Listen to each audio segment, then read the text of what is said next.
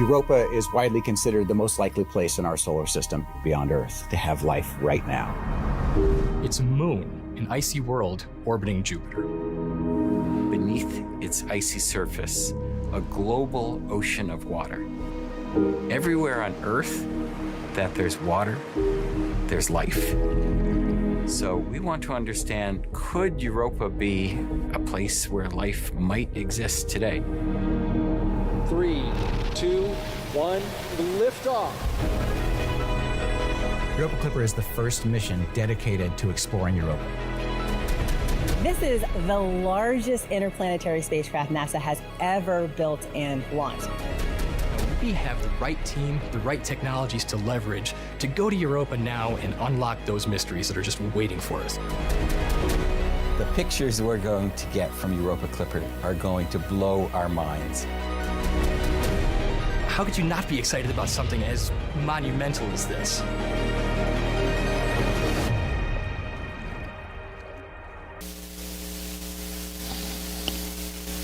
The launch auto sequence has started.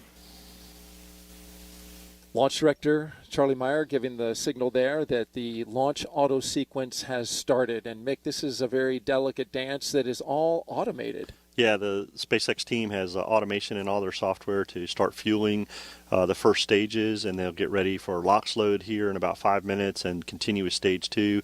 But the team does a great job here with their procedures and following it, and we can see the telemetry that RP1 fueling has started on all 3 of these boosters. And Daryl, interestingly enough, the 2 side boosters reflown. We flew them on Psyche as a NASA LSP mission. Yesterday was the 1-year anniversary for the Indeed. Psyche mission. That's right. And the boosters are back. We will say goodbye to them as it is a fully expendable mission this time around. So all 3 boosters will be discarded along with the second stage. The only thing coming back is the fairing. We are here listening to the launch team. We heard Tim Dunn. LOX load has started.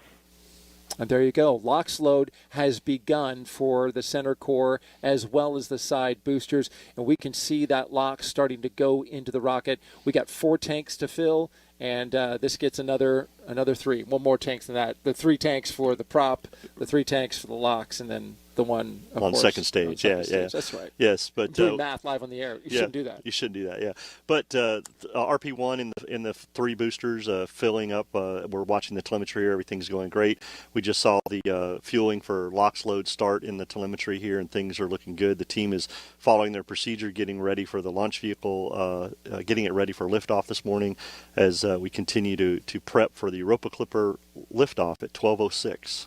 Filling these 4 stages, Mick, as we go along here with a beautiful view of Launch Pad 39A looking over the Atlantic Ocean. The first Falcon Heavy launch with a new liquid oxygen farm. This is really helpful, especially when it comes to a really key recycling capability. Prior to this, we'd have to wait 5 days if we had a scrub inside a propellant load. But tell me what that new LOX farm is doing for us. Yeah, being Europa Clipper being an interplanetary, one of the largest planetary missions that we've launched, SpaceX came to NASA when they got this mission, and to make sure we had great launch availability for the mission over the science window, they upgraded their LOX farm at Launch Complex 39A, and they can now recycle and densify LOX every 48 hours, which gives us a lot more launch availability for a mission on a Falcon Heavy. So a huge upgrade that provides great access for the missions to be able to launch on time. And now that we're inside of LOX load, we are not going to do a 24-hour recycle. We would be a 48-hour recycle if something happens and we scrub for some reason that's not a technical one. All right, when we come back, we will load the second stage of the rocket. For now, we'll send it back to Megan and Jenny.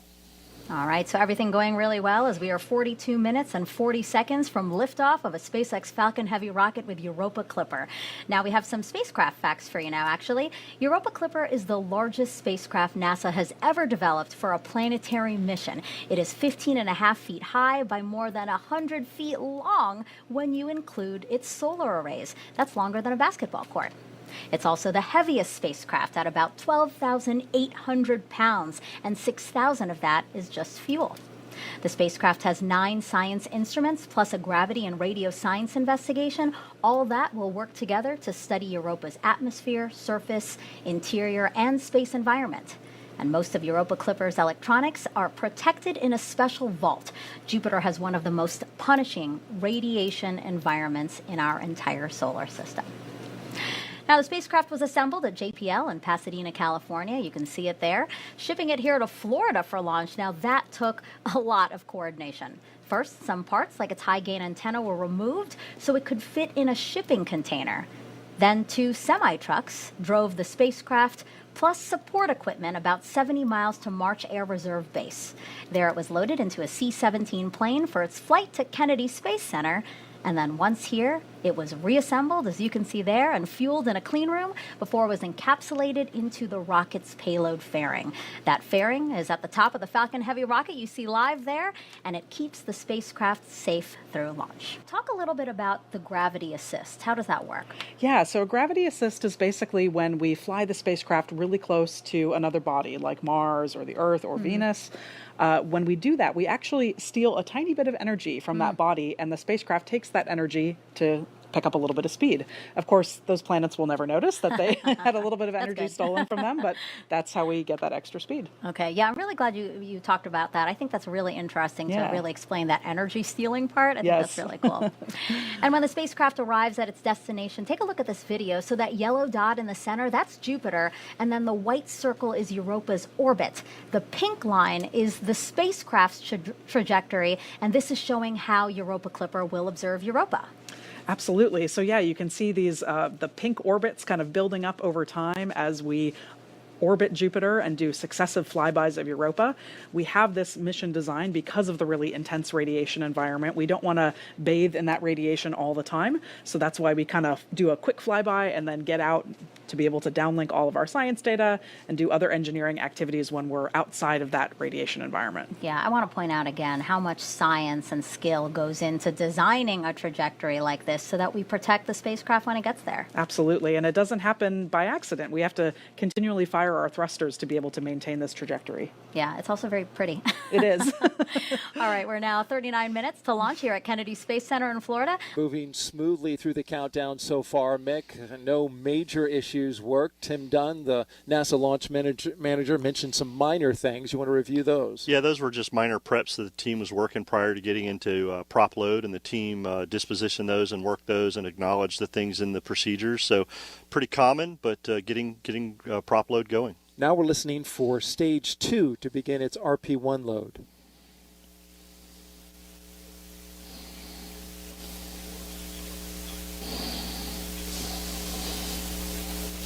And we can see on our displays, which have an interface that shows us and confirms that indeed Stage 2 has begun RP1 prop load. Again, Stage 2 has begun that prop load. This is an autonomous process, so we won't always hear a call out. Yeah, correct. The SpaceX team has software that controls their fueling and gets things going. As we see RP1 on the 3 boosters, locks on the 3 boosters, and now we're starting to put RP1 in the second stage RP1 tank, and things are progressing very well towards launch at 12:06. Earlier, I spoke with Europa Clipper Deputy Project Scientist Bonnie Barati, who gives us a glimpse of what's beneath the moon's icy crust. Bonnie, we are here with a model of Europa that shows us the layers that we can see underneath its crust. First off, before we get to it, can you tell us about the characteristics of the moon? Europa is one of the large icy moons of Jupiter. There are 4. They were discovered by Galileo in 1610. And it's a little bit smaller than our own moon, but unlike our moon, it has a lot of water, about twice as much as the Earth does. If you were approaching Europa from afar, you would know immediately it's really an odd object, unlike any other in the solar system. Let's just start with the surface. I see all these ridges and crusts and grooves. Like, what is it about this geology that makes it different?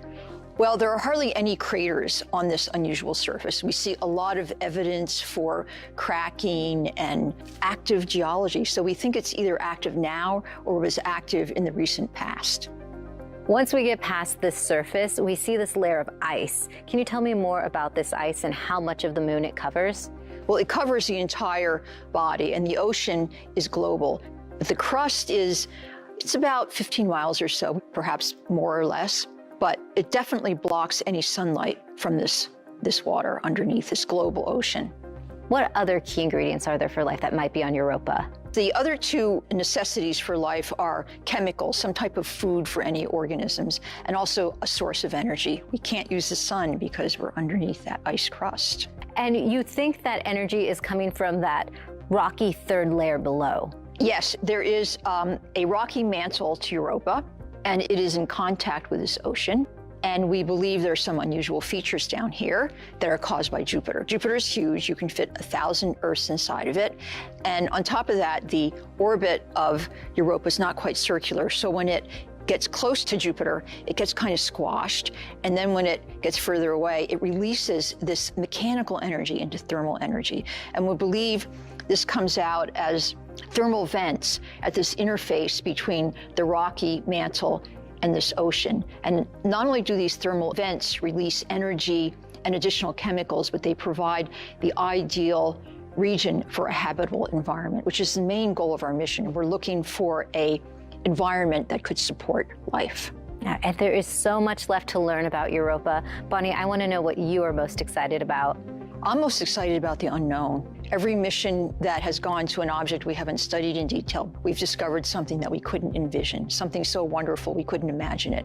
That's what I'm looking most forward to. Great. Thank you so much, Bonnie. Thank you so much, Raquel. Getting ready for LOX load on stage 2, so things Stage 2 continuing RP1 load is complete. There we hear the call out for the complete of RP1 on stage 2, but things are moving forward with propellant loading, getting ready for launch. And now you see that LOX being vented out of the booster, which is condensing the warm Florida air here, which we have a beautiful day today, so it's really the only cloud that's in sight. Yeah, it's a beautiful sight that you see there on your picture of on the screen of Falcon Heavy, looking really good as propellant load continues. Here at Hangar AE, we are continuing to monitor the launch countdown, and so far we're at minutes and counting. We're listening to the launch teams. They are monitoring some temperature data coming from the second stage LOX line that goes to the engine there. They're gathering data. Keep an ear and an eye on that. So far, everything else looks track okay. Yeah, everything's proceeding forward with propellant load, and we did hear that stage 1 RP1 is complete on the 3 RP1. So things are continuing to move forward there, and propellant loading will be finishing up here shortly as the team gets the vehicle ready. The team at JPL and California also on console for their space just shifted their spacecraft to internal power. Yeah, they started transitioning to internal power. We'll get full confirmation of that at about 2 minutes, but things are good to go, and things are looking good. Preparations for the spacecraft to move forward. Engine chill has started. There we hear the call for booster engine chill started on the 27 Merlin engines, getting ready for a liftoff at 12:06 p.m. today.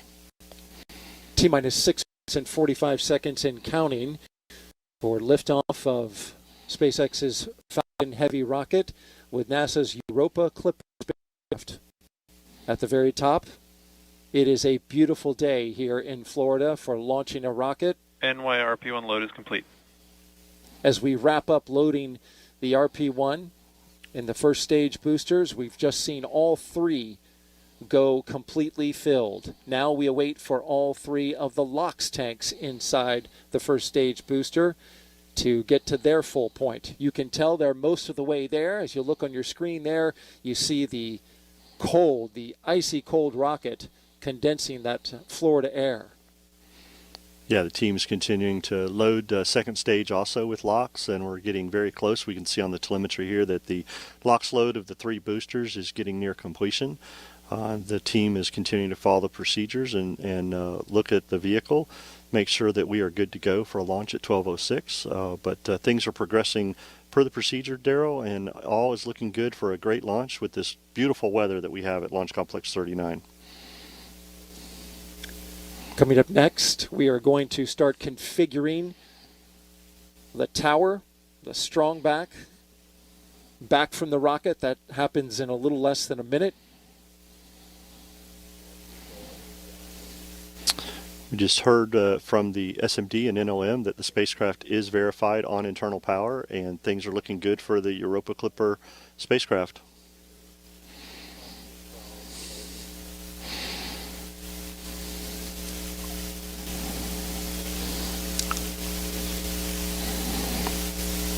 We're also listening to the launch teams as they discuss the data coming in that they're looking at for the rocket.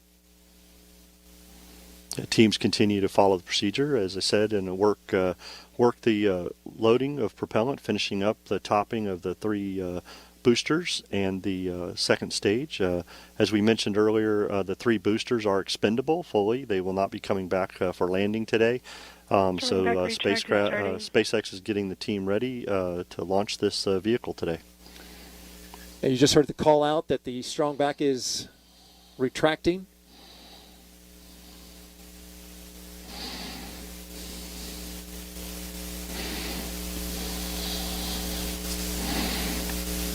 That strong back appears to have retracted.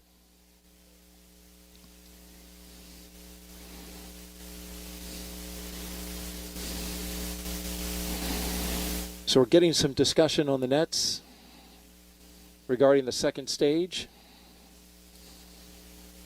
NY LOX load is complete. As we just got completion of LOX load for the Y booster. We're looking for now the center core and the plus Y.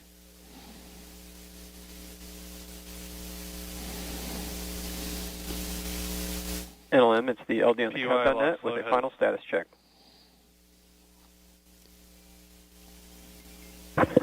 Yes, LD, this is NLM on Countdown 1, NASA spacecraft, and the NASA team is go for launch pending resolution of the anomaly. Copy. Go pending outbrief of the issue being discussed on the anomaly net. Affirmative. Okay, Tim, so they've mentioned that they're working an anomaly. Tell me a little bit about it. Yeah, so as we mentioned, they're monitoring some temperatures on the second stage, and things are the teams continue to look at that as they continue filling second stage with liquid oxygen.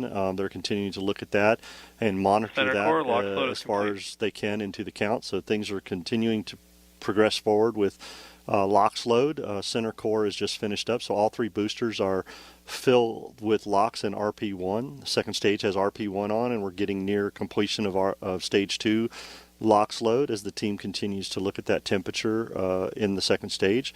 But we did hear NASA launch manager Tim Dunn tell Charlie Meyer, SpaceX launch director, that they are go for launch pending the resolution of this temperature issue. So the team has continued to work that. And the team will continue to progress forward in their procedure. And so these discussions are happening very quickly as we are counting down now inside the final 2 minutes until liftoff. Absolutely, and we just heard that stage 2 LOX load was complete, and the team is working that. And as you said, this is what they do in the last few moments before launch. They're working their procedures, following their processes, and having these discussions. But we are still progressing forward towards a T0 of 12:06, and things are progressing forward for the launch this morning, or this afternoon. We are now 90 seconds until liftoff. Weather is 95% go. These boosters on the outside, they have flown before the Psyche mission a little more than a year ago. They are back on the pad along with a brand new center core booster and a spacecraft bound for the Jupiter moon Europa. Yeah, Daryl, I can confirm, listening to the Heavy teams, that everybody is go for launch. They have resolved the temperature issue they were looking at on second stage. Everybody's given the go for that, and Falcon is in startup, so the flight computer has taken over, and we're getting ready for the SpaceX final launch director is go for launch. And there we hear Charlie Meyer say that SpaceX is ready for launch, and Europa Clipper getting ready to lift off. And there's a great update as now it vents out the LOX inside the line of the transporter erector. We are inside of 30 seconds. 30 seconds and counting.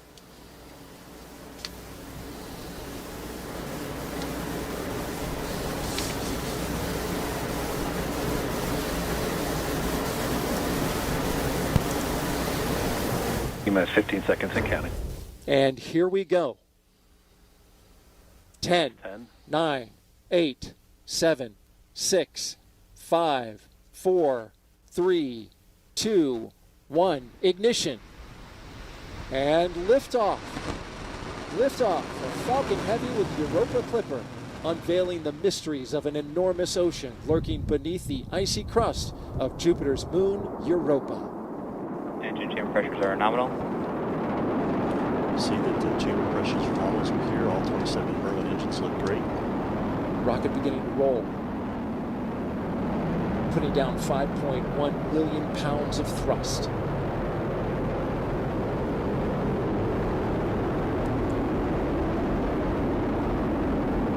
Coming up, they're going to back off those engines just a bit.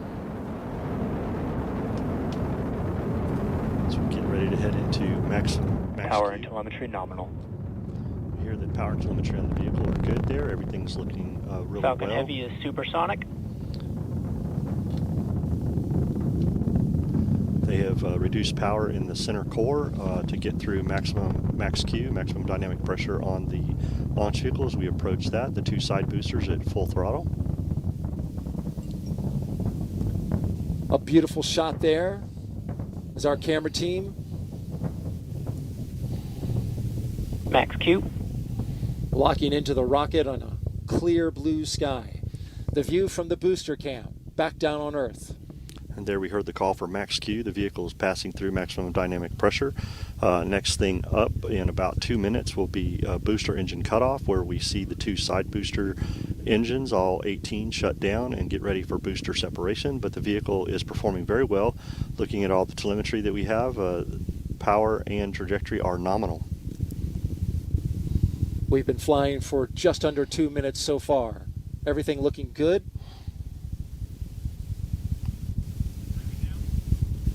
These side boosters, once they do their job, they will be expended.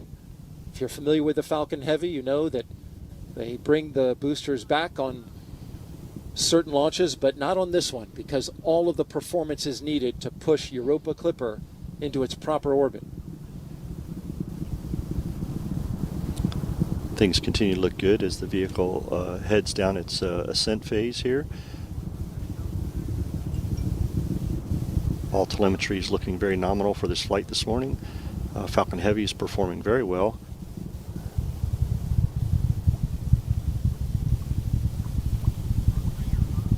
Now we're just about 30 seconds away from separating those side boosters. Their engines will cut off first, then they will separate.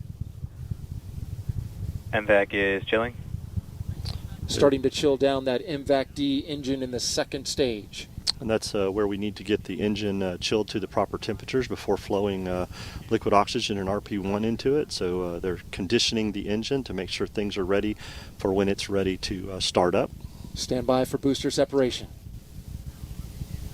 Booster engine cutoff. Side booster separation confirmed. And there they go. Those two boosters previously flown on Psyche. This will be their 6th flight. We thank you for their service this morning. They did a great job of getting Falcon Heavy and Europa Clipper on its way as the center core takes over and continues mission down its ascent. Things are looking really good in the telemetry. Power and trajectory look nominal, and chamber pressures on the 9 center core engines look really good. In just a little more, 20 seconds from now, we'll get the cutoff of the main engine on the center core booster that remains. 4 seconds after that, we will separate. Flying out over the Atlantic Ocean. There's a look from inside. There we see stage 1 stage separation confirmed. And stage separation from the center core. Getting ready for MVAC startup, SES-1. We're getting some applause here in the Mission Directors Center, and there you see the MVAC-D engine lighting up. Next thing up in about 10 seconds will be fairing separation. NYPY FTS has saved. And the fairing has protected Europa Clipper on its ascent up into space, but once we get into space, we don't need that fairing anymore. Fairing separation confirmed. fairing has separated, and those will be recovered, Daryl, by SpaceX's own recovery ship, Go Cosmos. And there you see them falling away into space. That is the only part of this rocket that will be recovered. The glow of the MVAC-D engine as it performs its first burn here. This is about a 3-minute and 47-second burn. Things are looking great. Matter of fact, this is one of the shortest first burns that has been done on a Falcon Heavy by SpaceX, but it is required to get us into that parking orbit for that long coast that we have to get ready for the interplanetary trajectory that we're going to need to get Europa Clipper on its way that we heard Jenny talk about to get those Earth Assist slingshots as it heads on its way for its mission. So things looking really good this morning with the performance of the Falcon Heavy. MVAC is performing well, and everything looks good thus far in today's mission. Usually those burns are the other way around, with a longer first burn and the shorter second burn, but in this case it is reversed. As we look at some crystal clear views of the MVAC-D engine, the stage 2 that's carrying Europa Clipper, orbital light is shining both on the spacecraft, the second stage, and on planet Earth. Center core FTS beautiful. has saved. There we've heard that the flight termination system on the center core has been saved as it heads back to splash down. Things are looking good. I can tell you, Daryl, we had a beautiful weather day for launch, and as we're looking at MVAC flying in space with Europa Clipper, it is such a gorgeous view with Earth behind it, and so we could not have had a better day for a mission launch today. No doubt about it, Mick. It was simply gorgeous. We had a hurricane a week ago, but after that pushed out, it brought us in its wake near perfect weather for launch. And now we're into space, dealing with the harsh conditions up there. Stage 2 FTS is saved. Stage 2 has made its way into space, far enough away for us to be able to safe the flight termination system from a safety perspective. We're about a minute away from second stage engine cutoff as we'll see the MVAC-D shut down and get ready for a long coast, getting Europa Clipper into that parking orbit and on its way for the next firing that we will have, the second stage, number 2, to get it into that interplanetary transfer orbit that we need to get Europa Clipper started. So things looking very well this morning. We're about 30 seconds from that stage engine cutoff, which we refer to as SECO 1. That's right. We'll get terminal guidance. Get into that coast phase. These views brought to you, of course, by ground stations across the track that are pulling in the high-resolution data from the cameras. Burn looking good, just a few seconds away from cutting off from that first burn.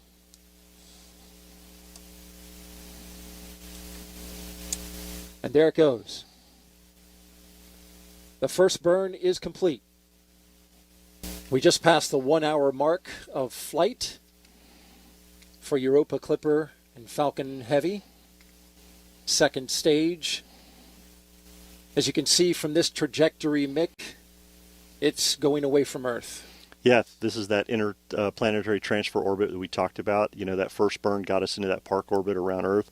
And this second stage, second burn on second stage did a great job of getting us on that way as we get ready to separate Europa Clipper to get ready for those flybys, to get those gravity assists to get out there to the Europa moon. Things look continuing to look very well on the stage performance as it coasts through, getting ready for separation. Trajectory looks nominal. And Europa Clipper is going to be deployed in a very high radiation environment. If you watched our broadcast today, you learned a lot about the high radiation, extremely high radiation environment in its destination, but it's also in a high radiation area right now as this deployment is in the Van Allen radiation belts. Yeah, we talked, one of the things that we had to monitor today during today's launch was solar proton flux. Team had to keep an eye on that for solar flares and things going on to make sure we heard earlier about the special radiation area where the electronics are and for the spacecraft. And so solar proton flux went very well today, and we got this launch off. Things looking really good. We're about a minute away from payload separation, expected payload separation. Things continue to look good as the stage 2 altitude continues to increase. Velocity has a steady state now for stage 2, and things looking really good for this portion of the mission. Getting close now.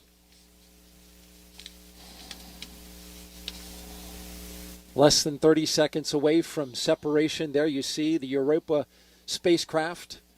Those massive solar panels that you were talking about all stacked together. This is a big moment for the program, for NASA, APL, and JPL. Let's watch.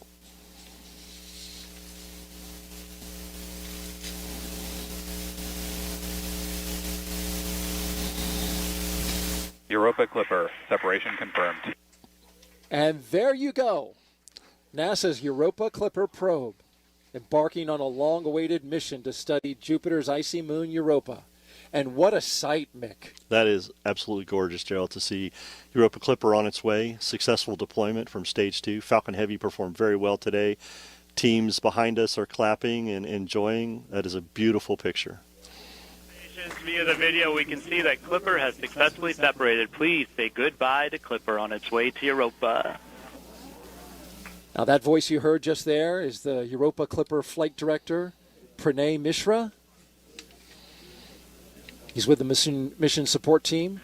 Okay, all stations, we are waiting for a sign of initial acquisition. Again, Telecom will confirm when we have carrier lock, and DDM will let us know when they see the first packet down. You can see the second stage and the spacecraft just hit orbital sunrise, fully illuminated by the sun coming over the Earth. And as you just heard the flight director say, they are now going to be monitoring for an acquisition of signal. Yes, this will be the first time the spacecraft gets information. Looking forward for that. The hope is that they would get it in the next few seconds. We're now looking at a split screen. On your left, you see Europa Clipper. On your right, this is telemetry coming. Or actually, this is the ground station looking for a spike, looking for a handshake with the spacecraft.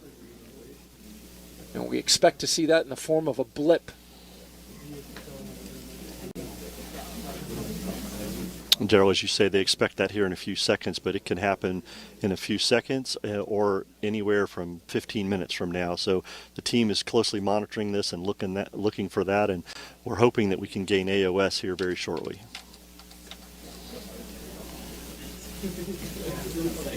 Yes, there's a broad range of times for which AOS is expected. Flight GNC. Go.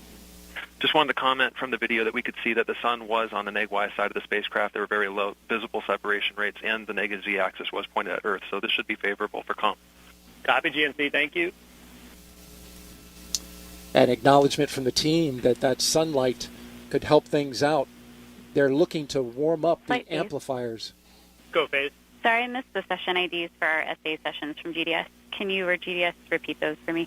We did not call them out on net yet, but there are 5 session IDs that it will cycle through, so just a note. GDS, could you note those session IDs in your cache report, and then folks can go there and take a look? So they got 2 radios there that they are warming up. And once they get warm enough, they'll be able to send a signal transmitting down to the deep space network. And that's where JPL, the team that you see there in California, is awaiting to receive that signal. Basically a handshake saying, hey, I'm here, I'm good. The bigger telemetry and the more the data about how it's doing will come down later. Go. Did we get confirmation that the alarm file was deployed? That's affirmative. Do we have the time at which that deployment was complete? GDS, do you have a specific time for when that alarm file deployment was complete? 17:05:06. Systems, you copy that time? Copy, thank you. Again, that's Europa Clipper Flight Director Pranay Mishra leading his team.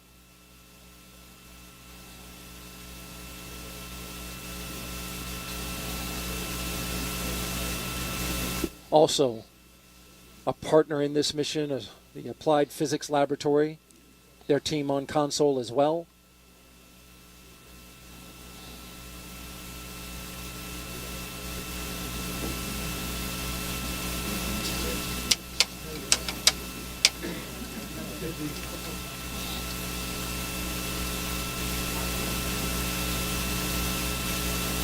We're continuing to monitor the search for a signal.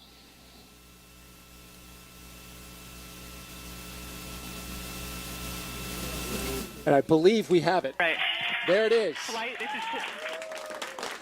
Go, Telecom. Flight, this is Cal. We're seeing the signal on the open loop receiver. Copy, Telecom. And there you have it. Confirmation of signal from the spacecraft, Europa Clipper.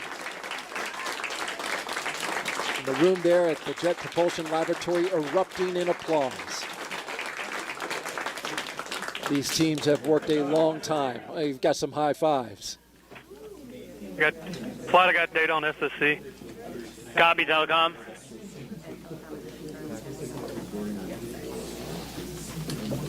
Flight, this is Telecom. Looks like 12 kilosymbols per second as expected. Copy, Telecom. Solid data rate. We're in lock. Flight, this is Telecom. We're in lock. Copy, Telecom. Flight systems. Go, systems.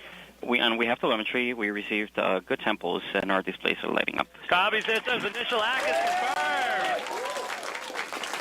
And now they just locked in full telemetry from the spacecraft. Another big milestone. Flight prop. Go, prop. We are vented and primed. Thank you, prop. The propulsion system now is ready.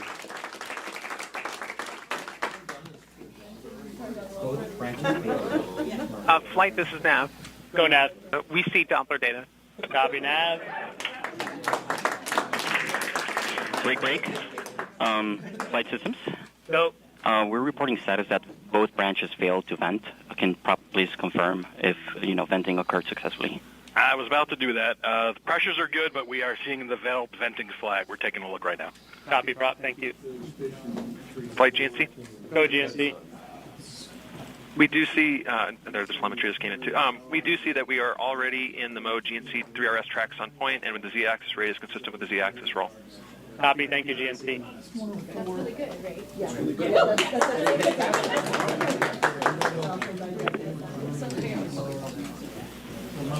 Flight FP. Go, FP.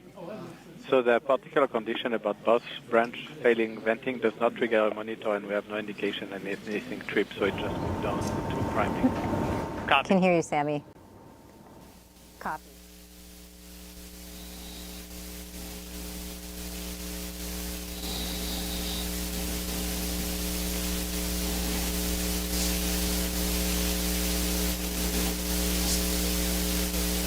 Is that if both branches fail venting, the behavior moves on to, and attempts priming. So if that is successful, we could get into tracks on point like we're seeing here.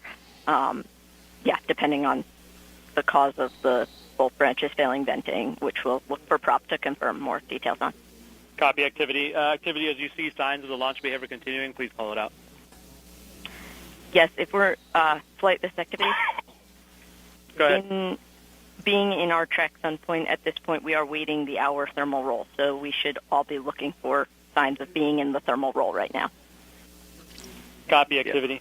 Yeah, flight GNC, just to confirm it again, we are in the thermal roll right now. And so GNC sees that we have already successfully found the sun, done a slew to sun point, and initiated the Z-axis roll. So good indication that GNC is using the engine successfully. Copy, GNC. Do you have an estimate on the start time of that thermal roll? We're working that right now. Get that back to you. Thank you. And activity, when you have the telemetry in step 2-8 or can confirm the telemetry in step 2-8, please let me know. Flight C. Go ahead, B. Is power seeing anything in the thermal roll? Do we see any change? Go ahead, power. Stand by. So what you're hearing is that the propulsion system was primed. It didn't get a vent on it, but they have later come to get confirmation that indeed the spacecraft is in a roll, so the propulsion system appears to be working. Yeah, absolutely. They have all good telemetry. and everything going well. The spacecraft team's very happy, and they got into their thermal role and doing very well. So awesome to see deployment. Awesome to see Europa Clipper on its way for this successful mission. Great job by all the teams on today's launch. A big congratulations to the teams that have all been working so many years to get to this point. There's still a lot of work to do. Several hours from now, they will begin to cut the thermal knives that will slice open the holding mechanism that allows that solar array to expand, and then that'll bring them power to the spacecraft that'll get them on their way. Yeah, 30 meters solar. That's just impressive from that aspect. And Daryl, again, a great launch today, great separation. I say to Jenny on the host desk, awesome. Hope you're happy. Hope the JPL's team happy. We at LSP are so proud to provide you with SpaceX a great launch today.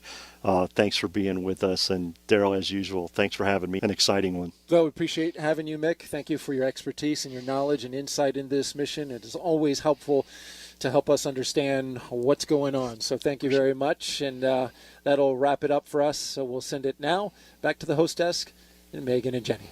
Yeah, thank you so much, Daryl and Mick. It was really cool to have you guys in there walking us through all of those milestones. And yes, I can confirm for you, Mick, that there were some happy tears next to me. more tears.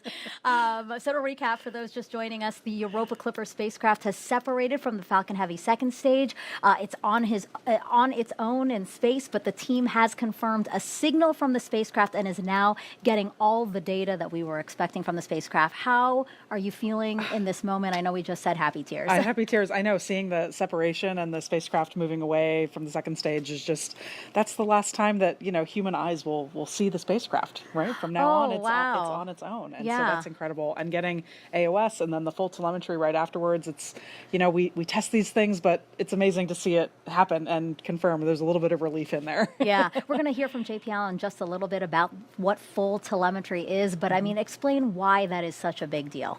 Yeah. So it basically allows all of our different subsystem experts to weigh in and say, okay, I'm seeing, my system looks good. My system looks good. I'm checking this. That looks, that's in the range we expect it to be. So it allows us to really understand the full kind of health of the spacecraft. And so that's why you were cheering. Yes. She was in the room. Yes.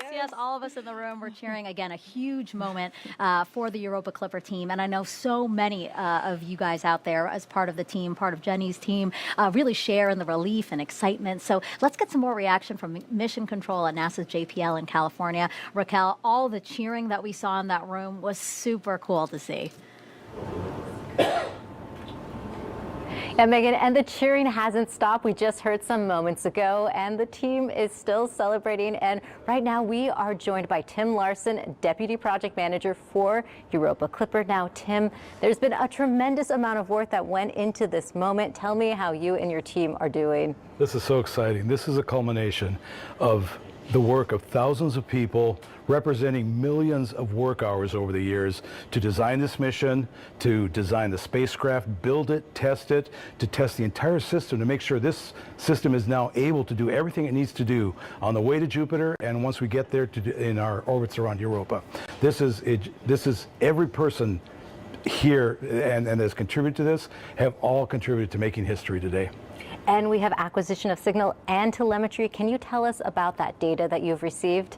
Yes, that's the data that tells us the spacecraft, the state of the spacecraft. It tells us what equipment is on and off, the temperatures, voltages, currents, software messages that tell us what's going on. So all of that informs the team in the MSA, and they can now start evaluating the state of health of the spacecraft and its readiness to keep going. And we're celebrating now, but there is still a lot of work ahead. Can you walk us through what the next few weeks look like for Europa Clipper? Yeah, this is going to be a busy time for the team because now that the spacecraft is flying on its own, we'll go through a series of activities where we check out every bit of equipment on the spacecraft, make sure that every subsystem is working as it's supposed to, and then we'll start a series of activities checking out the instruments on the spacecraft. And we have a couple of key deployments that come up right after that, deploying the boom for the magnetometers, receivers and deploying the antennas for the radar instruments. So it's going to be a busy few weeks. Exciting times ahead. Tim, thank you so much for joining us, and congratulations to you and your team. Thank you. This is so exciting for the entire team. And that'll do it here at JPL. You guys love our launch highlights, so why don't we take a look at another launch replay from today's Europa Clipper launch. And here we go. 10, 9, 8, 7, 6, 5, 4, 3, 2, 1. Ignition. And liftoff. Liftoff of Falcon Heavy with Europa Clipper, unveiling the mysteries of an enormous ocean lurking beneath the icy crust of Jupiter's moon, Europa. Engine chamber pressures are nominal. See that the chamber pressures are nominal as we hear. All 27 Merlin engines look great. Rocket beginning to roll, putting down 5.1 million pounds of thrust.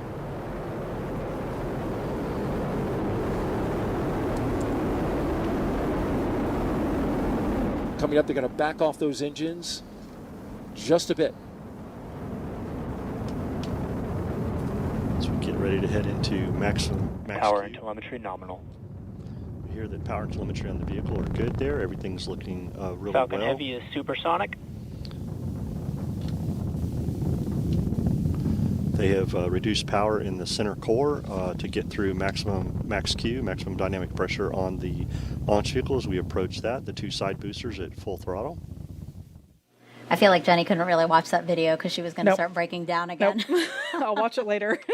Yeah, it was really cool to see that again, those highlights from today. It really just brought me goosebumps again to be thinking about the science that this launch is enabling. So that's going to wrap it for us here at Kennedy Space Center for this live launch coverage of NASA's Europa Clipper mission. A huge congratulations to everyone involved and a big thank you to everyone who participated in our broadcast, especially Jenny Kampmeyer. Thank you so much. It's been so fun to be here, and I just love this is the start of our journey of exploration, scientific discovery, everything we're going to learn from Europa. It's just amazing. And again, this is huge for astrobiologists around the world, but really all scientific disciplines can really gain something from this. Absolutely, and it's going to change our understanding of kind of our place in the universe. You know, if this is a world that could support life, what does that say about other solar systems that may also have worlds, like Europa? So you got to wait 5.5 years, though. I know. How do you feel about that? We got to be patient, but it's going to be worth the wait. I think we'll all be sitting on our hands anxiously waiting to get to Europa, but it's going to be worth it. And obviously there is work to be done while it's coasting there. One other thing that I wanted to bring up for before we let you all go is, Jenny, talk to us a little bit about your trajectory, how you got here to NASA, because I think that's an inspiring way to maybe end this broadcast. Yeah, people always ask, how can I work for NASA? How do I get to do what you're doing? There's a lot of different paths. My path was a little bit non-traditional. I started my career as an adult as a musician. I was a classical musician and orchestra librarian for a bunch of years. I went back to school for engineering, and now I'm here at NASA. And it was actually watching a launch that kind of kicked me down that path. So if you're out there and you're thinking, I want to work for NASA one day, just go down the path that you want to go down, and you can get there eventually. Yeah, and we're so lucky to have you. Thank you so much. And if you want to continue to follow along with this mission, just scan the QR code on the bottom of your screen. I promise it's the last one. This one will take you to europa.nasa.gov. Together, we will discover the mysteries of both Europa and our home planet. Have a great day, and go Europa Clipper.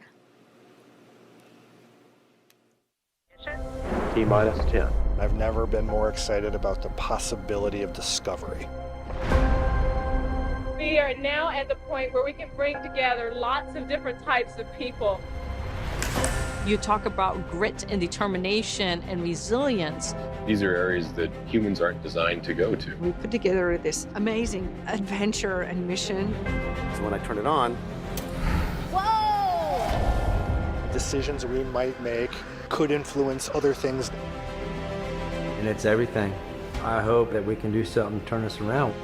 There are many questions raised by the mission that we still need to answer. The story is never complete.